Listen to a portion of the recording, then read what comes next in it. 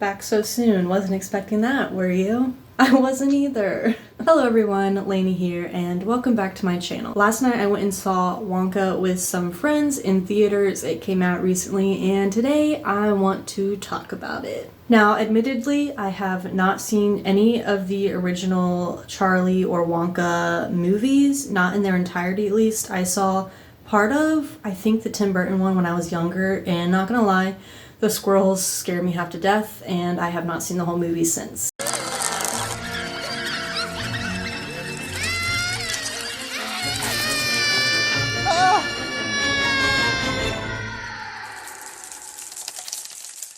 So in that light, I don't really know a lot of the lore of Willy Wonka, a lot of the backstory.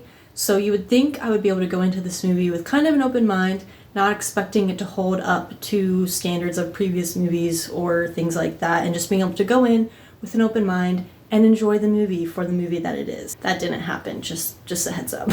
Also, I'm aware that this movie is much more made for kids as opposed to adults. Yes, it can be for either, but I think its main demographic is probably younger audiences. But I studied film, and there's just a lot of issues that I have with this movie. So I'm not trying to tear this movie apart for anybody. I'm not trying to say it's the worst movie ever, because it's definitely not. I've seen worse movies than this. I just think fundamentally there's some issues with this movie, and I want to talk about it. So if you're interested in what I have to say, I would love for you to join me. If not, feel free to click out of this video right now. Wonka. Let's talk about it.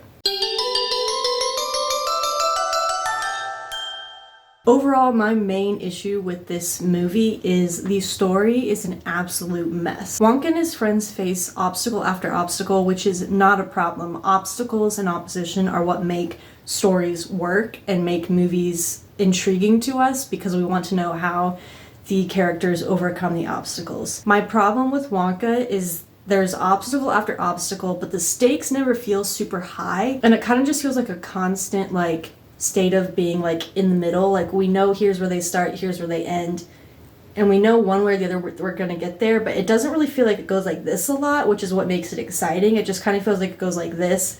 There's really just no super high stakes or anything that really gets us super invested in the story or what's going on. Willy's solutions to these obstacles, in my opinion, are pretty questionable, and his own morals don't really seem to hold up. In one scene, he tells Noodle, no, we can't take that milk because that's stealing.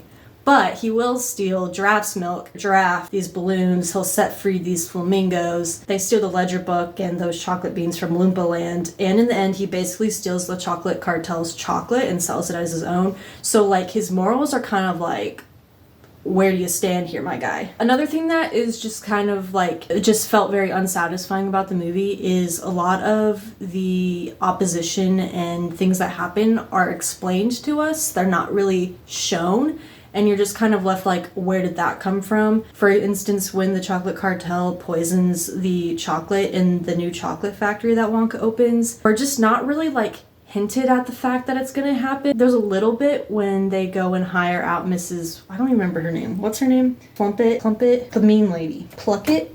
No. Mrs. Scrubbit, that was her name. We get a little bit of a hint when they go to hire out Mrs. Scrubbit to do something, but they don't really explain what that is until someone's hair starts turning blue in Wonka's chocolate factory, and he's like, oh, someone must have poisoned my chocolate. It's just not explained until it's said, and it just kind of feels like it came out of nowhere. The other thing is, and I know this happens a lot in movies where you have to explain the backstory of things, but the whole dynamic of the chocolate cartel, all three companies working together, it's just explained in this animation. I feel like there could have been a more creative way to explain it than just some guy explaining it to Willy in a laundry room. I don't know, it just feels like there could have been a better, more interesting way to do that. Alright, Timothée Chalamet. Now listen, everybody. I love Timothée Chalamet. I think he's a great actor. I am not usually one to admit that to people because I don't want people to know that I like Timothée Chalamet, because who doesn't? If you don't like Timothée Chalamet, that's fine.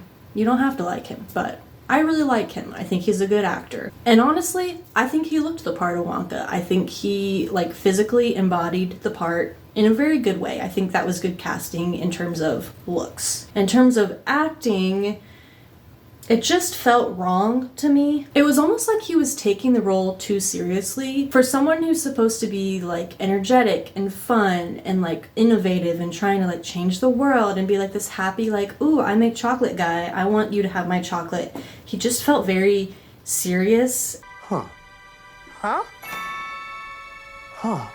I don't know, it just didn't quite vibe with me. It just felt weird, and I don't know if that was a directing thing, if that was like a creative choice early on in production, or if that was just something that he took on himself to put into the character, a more serious side. But it just felt like these scenes were so funny and lighthearted and like silly that he was taking such a serious approach to it. It just didn't feel like it went right.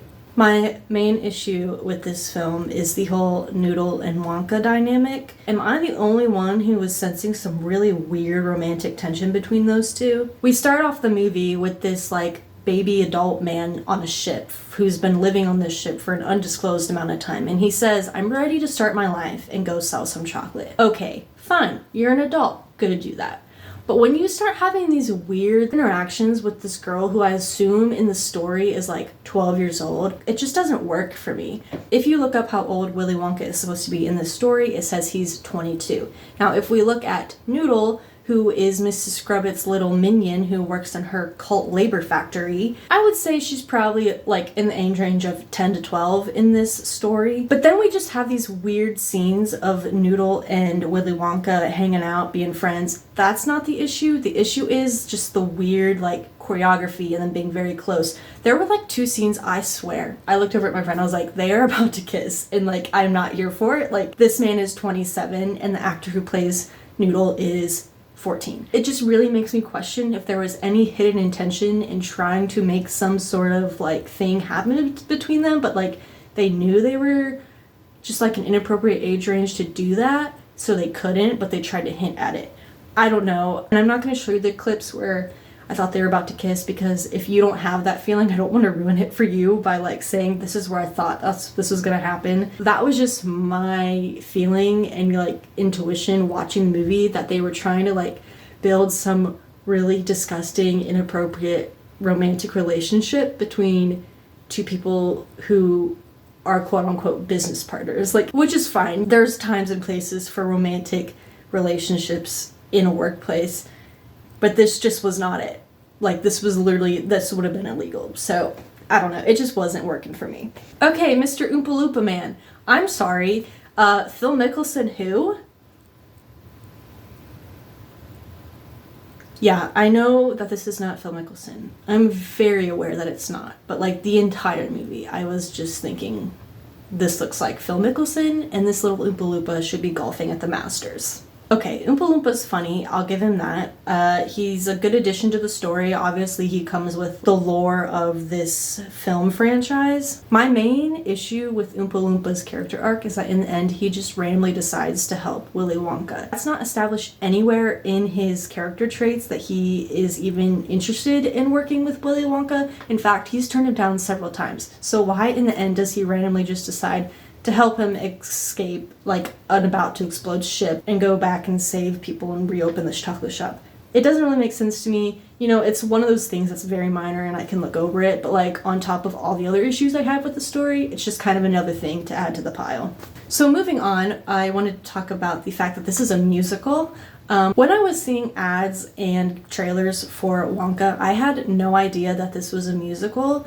Going into it, I really just thought it was going to be a movie with maybe 1 or 2 songs. I had no idea it was a musical. Don't get me wrong, I have nothing wrong with a musical. I am all for a good musical, but the key word there is good.